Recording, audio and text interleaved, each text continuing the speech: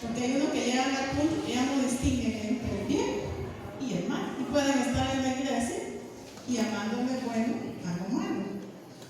Y también hay otra pregunta que muchas veces nos surge, yo la he escuchado mucho en la iglesia. ¿Y a Dios quién lo creó? Dios creó todo, pero a Dios ¿quién lo creó? Y esas fueron unas palabras que empezaron a este grupo a profundizar en esa parte que ellos llamaron conocimiento, de donde viene la palabra gnosis. Hasta el punto que ellos llegaron a creer en una Trinidad, así como nosotros también en la Trinidad. Pero dijeron que la Trinidad estaba basada en un Dios supremo, superior, que no se puede comunicar, que no se puede dar a entender, y es conocido también como el uno primero, pero así lo conocen ellos como uno. Y es conocido también como el Padre. Pero para comenzar la creación dice que no se puede comenzar con uno solo, tienen que ser siempre parejas, dos. Entonces el uno para ellos tiene una pareja, y esa pareja es la sabiduría. Si me acompañan a Proverbios capítulo 8, versículo 30.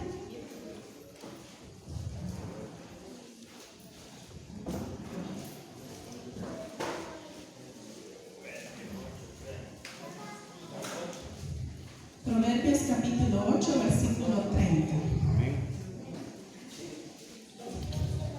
Dice la palabra: con él estaba yo ordenándolo todo, y era su delicia de día en día, teniendo solas delante de él en todo tiempo. Aquí está hablando de la sabiduría.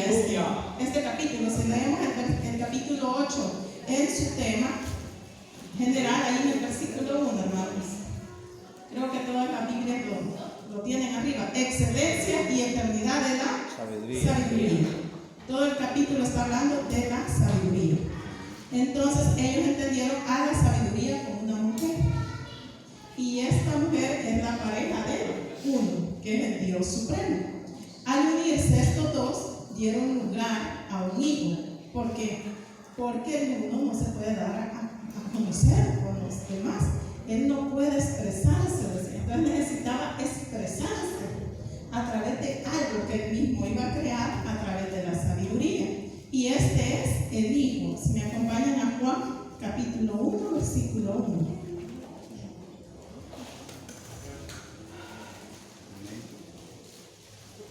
Aleluya. Juan, libro de Juan, Amén, capítulo 1, versículo 1. Amén. Dice la palabra: en el principio era el Verbo, y el Verbo era con Dios, y el Verbo era Dios. Este era en el principio con Dios. Versículo 3. Todas las cosas por él fueron hechas, y sin él nada de lo que ha sido hecho fue hecho. Cuando nosotros nos referimos ahí en el versículo 1, en el principio era el Verbo, estamos hablando de la palabra. Es decir, hablar es la acción, el verbo. Entonces, ya que se unió el Padre y la Madre, que era la sabiduría, y dan lugar al Hijo, entonces ya por medio del Hijo el Padre se podía expresar.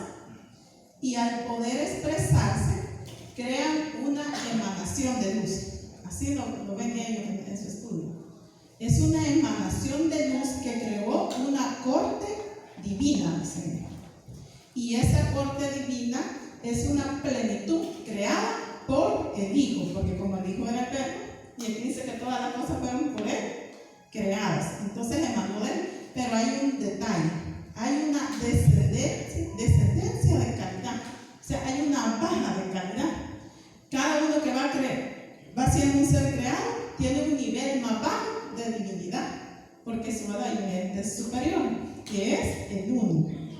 Y al estar siempre recordando, hermanos, que estamos hablando de lo que es la gnosis en su principio. Entonces dice que todas estas cortes se le llamaron eones. Y el último eón creado se llamó sabiduría. Y todos estos eones estaban esperando algo: conocer al Padre, al uno. Cuando él llegara, los iba a dotar de su luz y de su conocimiento.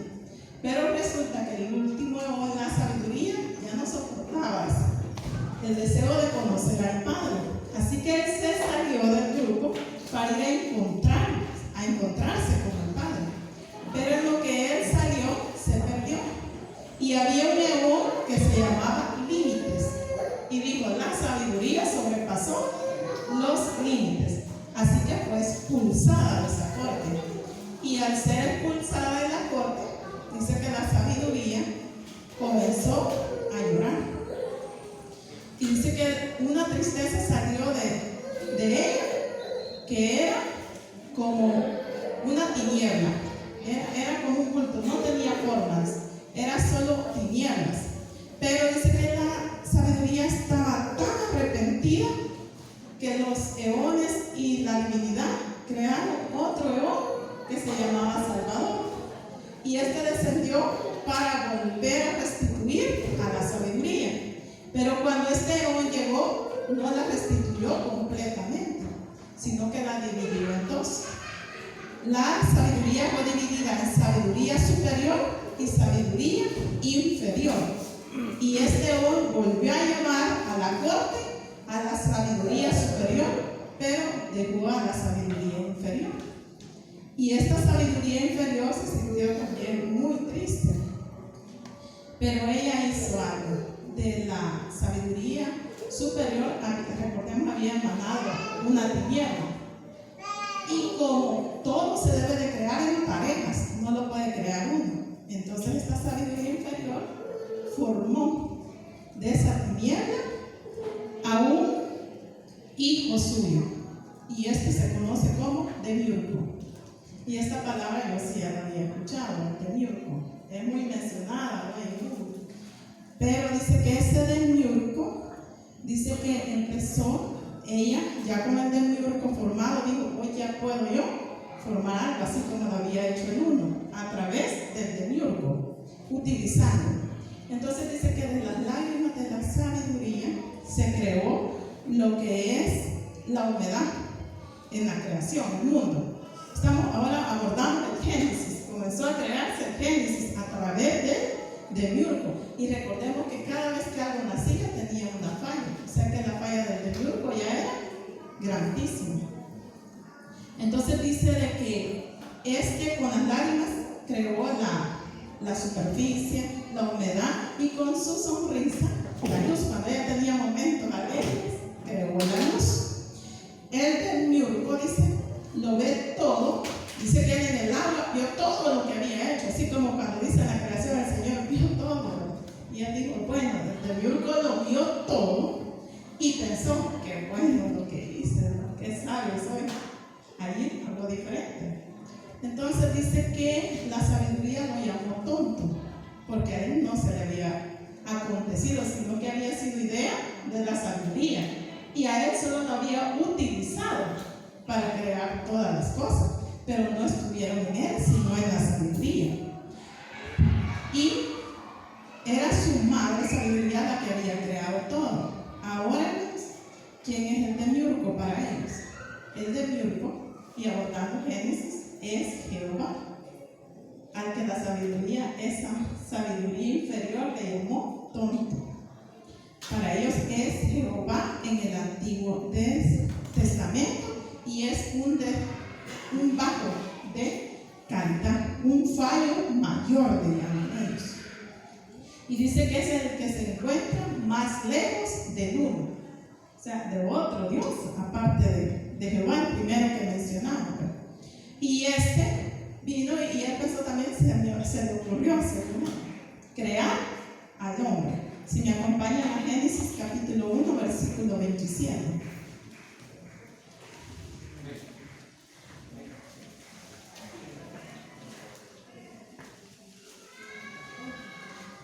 Dice la palabra, y creó Dios al hombre a su imagen, y luego repite, a imagen de Dios lo creó, varón y hembra los creó. Aquí como la palabra se repite, la palabra alegre, y creó Dios al hombre a su imagen. Entonces la noche dice, cuando dice, ahí en en el literal A, y creó Dios al hombre a su imagen, está hablando del Dios supremo, o sea, del uno. Y cuando vuelve a repetir, a imagen de Dios lo creó. Aquí está hablando de demiurgo.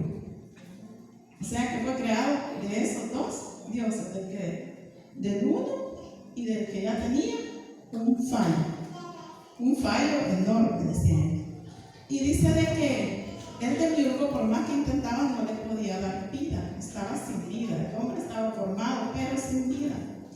Entonces su madre sabiduría, que sabía que de ella había surgido el demiurgo, sabía que dentro de él había una luz de conocimiento que le pertenecía a ella. Entonces la madre lo engañó y le dijo al demiurgo: a él le falta un aliento superior. Y le dijo que él se lo podía dar. Y vino él y le dio ese aliento. Pero al darle el espíritu, él se quedó sin el espíritu. Entonces el demiurgo, al ver que él había perdido el espíritu y que fue engañado, pensó en vengarse. Pero ¿cómo se iba a vengar? No podía pelear contra las divinidades, porque eran superiores a él. Entonces pensó en formar a la mujer, a él. Porque dijo: todo lo que después he creado tiene un fallo. Así que si la mujer empieza a concebir a la humanidad, van a empezar a nacer hombres con fallo, a los que yo pueda controlar. Entonces fue así como él creó a la mujer. Y no todos recibían el espíritu total. Entonces él podía tener una humanidad controlada. Entonces aquí vamos a ver 3 tipos de seres humanos. Para ellos hay 3 tipos de seres humanos. El primero, uno que tiene cuerpo y alma. Solo el cuerpo y alma. A él se le conoce como materia, como creación, como algo creado, algo inerte, como una piedra. Hay veces que nosotros decimos: estos no son hijos de Dios, solo son creación. Bueno, ellos le llaman materia. Solo es el cuerpo y el alma. Y nosotros somos los que tienen el cuerpo y el alma, pero también tienen una psiquis. Y en esa psiquis ellos tienen un conocimiento de Jehová. O sea, Jehová para ellos es Dios.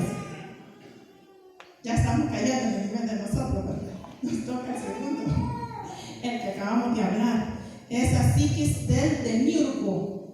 Nosotros sabemos que Jehová es Dios, ¿verdad? Pero para ellos es el demiurgo. Entonces dice, pero ellos conocen al demiurgo, pero no saben que hay un Dios más superior que el demiurgo. Y esos son los del nivel 3, que son los que tienen cuerpo, alma y espíritu. A estos se les conoce como los gnósticos. O sea, solo los gnósticos alcanzan ese nivel de espiritualidad. Ahora, estos gnósticos ellos ya tienen un conocimiento bien elevado a través de su espíritu, pero tienen un problema. Ellos conocen que todo lo creado es malo, la materia es mala porque la hizo el demiurgo y él tenía fallo. Entonces toda la creación es mala en sí, pero nosotros estamos atrapados en un cuerpo que fue creado por el demiurgo. Entonces nosotros queremos ser liberados.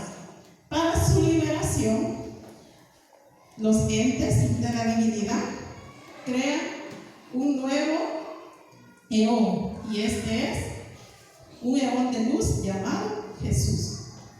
Ahora dice que él no se hace para salvar a nadie, solo para mostrar conocimiento. O sea que aquí no es un Dios, un salvador que nos va a llevar al cielo, como nosotros sabemos, ¿verdad? Que Dios nos salva. Para ellos solo es un ente que da conocimiento. Entonces a esta altura veremos algunos puntos esenciales acerca de lo que es la gnosis. Y el primero fue que la gnosis significa conocimiento, ¿verdad?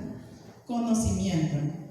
Lo segundo, el conocimiento es que ellos necesitan es la revelación del oculto a través de Jesús, que es una divinidad ultrascendente del verdadero conocimiento. Y dice que les enseña el verdadero conocimiento a través de Platón. Para ellos Platón es Platón habló acerca de la reencarnación. Y aquí toca, hermano, que ver que nosotros como cristianos estamos viendo cosas en el tele que no tenemos que ver, porque ya un perro tiene el espíritu de un humano. Ven, así sencillamente nosotros nos estamos metiendo en lo que es este conocimiento, ¿no? Entonces dice que ellos ven lo que es lo de Platón, lo de Pitágoras o la Biblia, ya sea Antiguo o Nuevo Testamento. Entonces, el tercer punto es que la Biblia no es el único escrito sagrado para ellos. Para ellos es todos los escritos, no solo la Biblia. La genosis, como cuarto punto, es un fenómeno religioso espiritual que se repite en tiempos culturales y religiones diversas, ya sean sofistas, hindúes y cábalas. Es decir, la cábala, hermano, es un símbolo satánico. Es ya meterse en el satanismo. Quinto, y aquí estamos viendo lo que es la gnosis. La gnosis designa los sistemas religiosos judíos y cristianos, o sea que venía de lo que es el judaísmo y el cristianismo, de ahí se derivaba, a partir del siglo II, dice, produciendo sus escritos particulares, esoterismo, conocimiento, prácticas, símbolos y rituales. Eso era lo que ellos llevaban. En efecto, el número 6 es la existencia de un Dios superior. No solo Jehová, sino un Dios más allá. Séptimo, algunos seres humanos son elegidos, dicen ellos, pero están en la cárcel de la materia. Recordando que solo son los que tienen cuerpo, alma y espíritu. 8. La genosis no busca ningún ideal filosófico, solo la liberación. Ellos solo buscan la liberación del espíritu. El 9. La última identidad revela lo que ocurrió, dice, en la corte celestial o plenitud. Dice, o sea, el conocimiento que nosotros debemos de llegar es hasta llegar a esa corte donde toda la divinidad o los eones están. Hasta ahí tenemos que llegar nosotros en el conocimiento, dicen ellos, para regresar ahí. Porque como nosotros dicen ellos que tenemos la chispa de la sabiduría que nos convierte en divinidades, dioses en la tierra. Punto 10. Por eso dice, tiene que salvarse a sí mismo. Y la única manera de salvarse es a través del conocimiento, por eso se llama gnosis. El Jesús es un mensajero de luz. Luego de recibir el Espíritu, dice, tuvo la liberación y su propio conocimiento, salvándose a sí mismo y a nadie más. Si me acompañan a Mateo capítulo 3, versículo 16.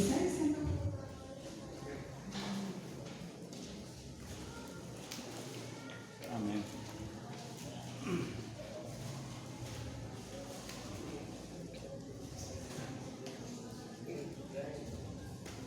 Libro de Mateo capítulo 3 en el versículo 6.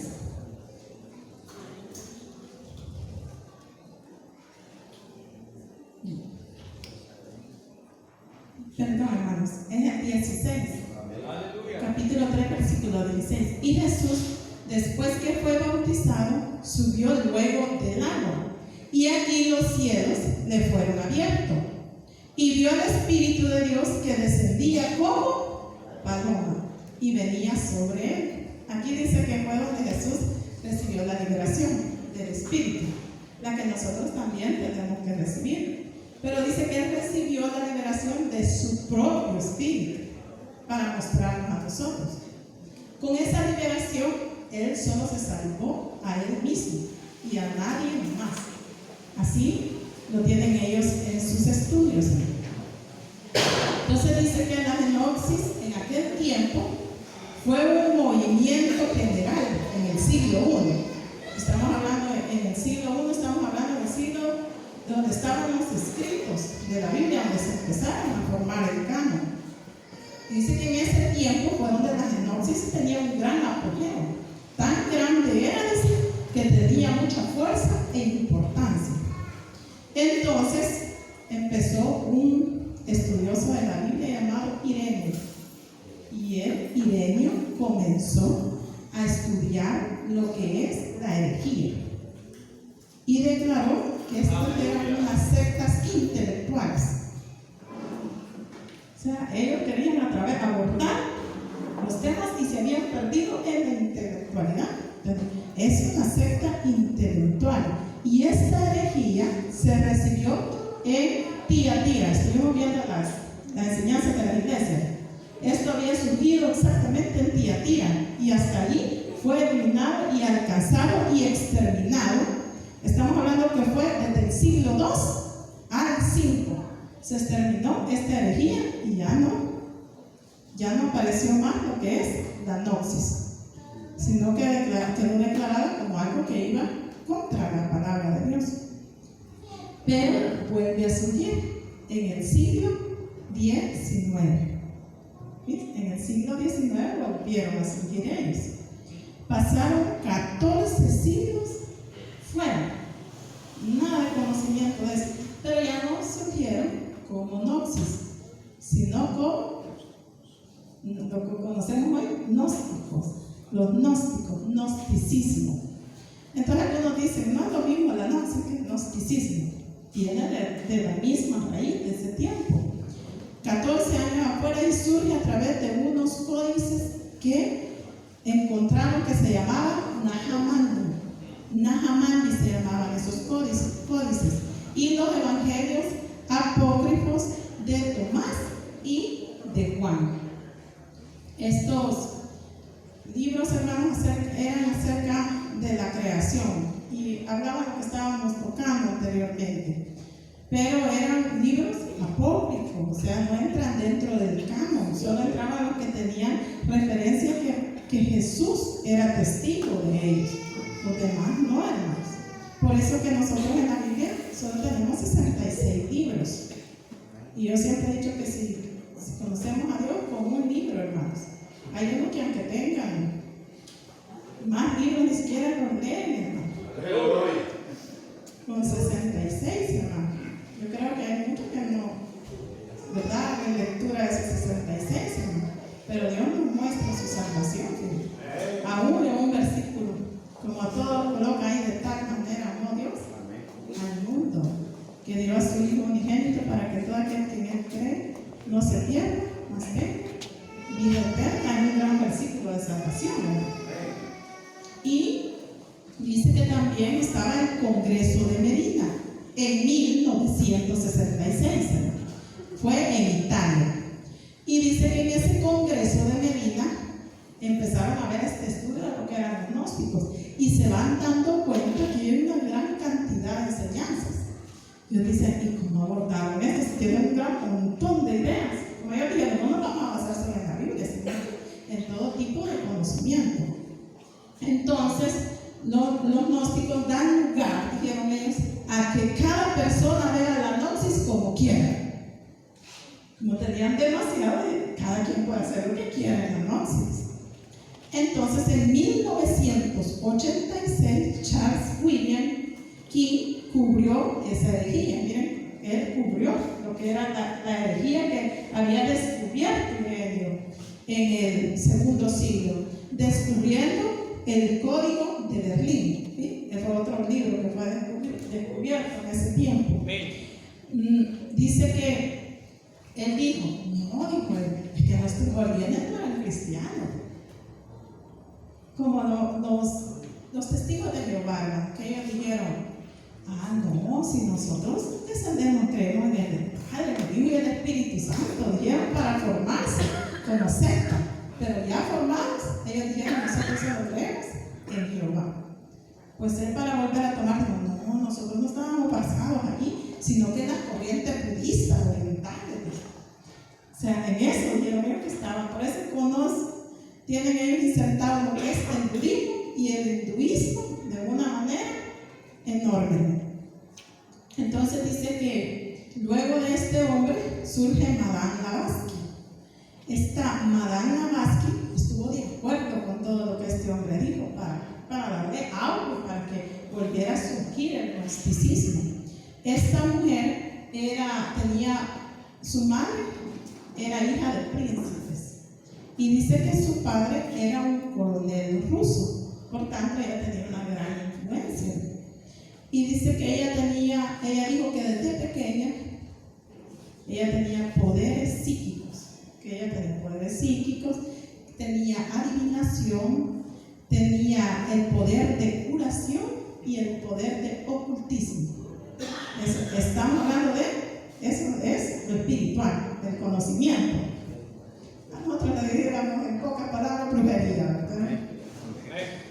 Bueno, pero, y hay muchas personas con una gran influencia en estos tiempos y muy conocidos, pero no lo vamos a ver todo porque si no, no vamos a terminar. Pero vamos a ver uno que tuvo la esencia en lo que es Latinoamérica, que trajo lo que es el gnosticismo. Y este se generó en México y se hace llamar Samael Aún Weor.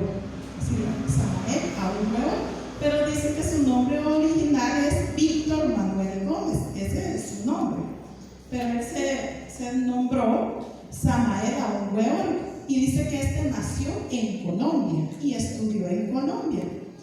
¿Y qué fue lo que este hombre estudió? Dice que él vivió de una forma el gnosticismo que era sus convivencias. Así que sus estudios fueron esoterismo que es magia. Eso fueron sus estudios cuando aún eran niños. Espiritismo, se asoció a los Rosacruces, asociaciones teosóficas, antropología, parapsicología, también los chamanes, hermana que llaman brujos, chamanes, encarnación, magia alta y astrologías. En 1954 él se encontraba en México y dijo que ahí se le apareció el arcángel de Marte llamado Samael Aún Weor. Ese era el ángel que se llamaba Samael Aún Weor y entró en él, el espíritu entró en él, y este era el quinto avatar del Buda y del Acuario. Entonces él fue quien le dijo: ya no te vas a llamar más, ¿cómo habíamos dicho? Víctor Manuel. Estamos ahí. Sino que te vas a llamar Samael Aún Weor. Y hermanos, con este hombre dice que él comenzó a meter no solamente lo que es la brujería, sino, hermanos, lo que es toda, dice, porque la mayoría de lo que es el ocultismo se basa en algo que el Señor detesta mucho, hermano, y es lo que es la sexualidad, de una manera desordenada, y él la introdujo en sus enseñanzas, era su base. Y en 1976 todos pensamos que con la muerte de este hombre ahí iba a terminar todo, si no tenía él alguien más. Pero ¿qué pasó? Dice que un año antes de su muerte este hombre se dedicó a heredar sus estudios a la humanidad, a todos, lo que nosotros como cristianos deberíamos de hacer a otros, hermano, para que otros lleven, no que solo lo tenemos para nosotros. Este hombre lo hizo, hermano. Entonces dice que se han levantado muchas iglesias que difunden sus enseñanzas, tanto que ahora usted va caminando ya por el mercado y va a ver un lugar que dice gnósticos, grupo gnóstico. Yo ya lo he visto ahí por el mercado, ya no solo en México, sino que se ha extendido a todo lugar. Él dice que este es el gnosticismo más aplicado hoy, o sea que de la gnosis anterior ya no quedó nada donde dio el surgimiento, sino que hoy es una gnosis que trata más de los chamanes, de la encarnación y de la magia alta. Eso es lo que ellos, por eso que ellos salen del espíritu, lo que hacen la prueba.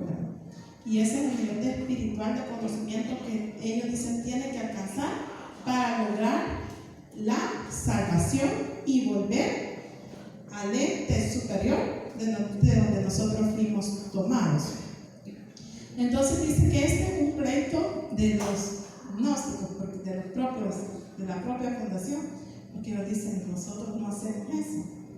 Incluso, dice que si nosotros alcanzamos el nivel superior, porque como ellos creen en la encarnación, digamos que yo no alcancé el grado de espiritualidad que debería tener de conocimiento y yo fallezco. Entonces, como no lo alcancé, vuelvo a reencarnar. Y voy a estar a reencarnar y reencarnar hasta que yo alcance ese nivel. Pero según Samael, él ya lo había alcanzado. Y él antes de fallecer, dice que tenía un cuerpo, una momia. Y decía, porque yo cuando fallezca voy a volver a reencarnar.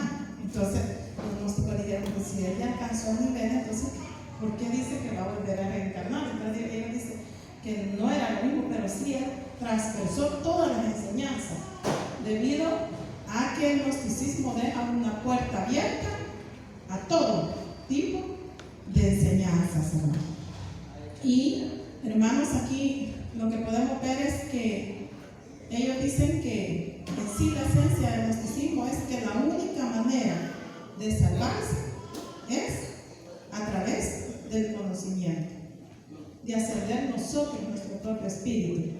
Y nosotros sabemos que eso no es lo que nos enseña la palabra de Dios, porque dice que hay un solo Dios y un mediador y un salvador. Amén. Y ese es Jesucristo. Amén. Y Él no vino para salvarse a sí mismo, sino para salvarnos y tomarse, dice, a sí mismo. Porque Él, hermanos, dice una divinidad completa, donde el Padre, Hijo y Espíritu Santo decidieron formarnos. No fue uno, sino que Él dijo, el Padre y yo, uno somos. Ellos son uno. Entonces nosotros todo esto lo podemos tomar para decirles a estas personas que Cristo y que ellos, hermanos, ya han trascendido a lo que es el otro lado, que ellos no lo están viendo, pero ellos en verdad están exaltando a Satanás. Por eso que aún les decía yo, sacar es las imágenes satánicas, los símbolos satánicos, eso es lo que ellos utilizan. Y sí, hermanos, nosotros podemos hablarles a ellos, dándonos Dios la oportunidad, porque Él es el que da la salvación. Podemos decirles a ellos que Cristo es el único mediador, y yo creo en la palabra de Dios cuando Él dice que es el Espíritu el que convence de juicio, de justicia y de pecado, hermano. Él toca sus corazones de tal manera que la luz de Dios resplandece, y no importa qué tan brutos sean y qué tan perdidos estén, porque así estábamos nosotros y Dios nos salvó. Y si nos podemos poner de pie, hermano, aleluya.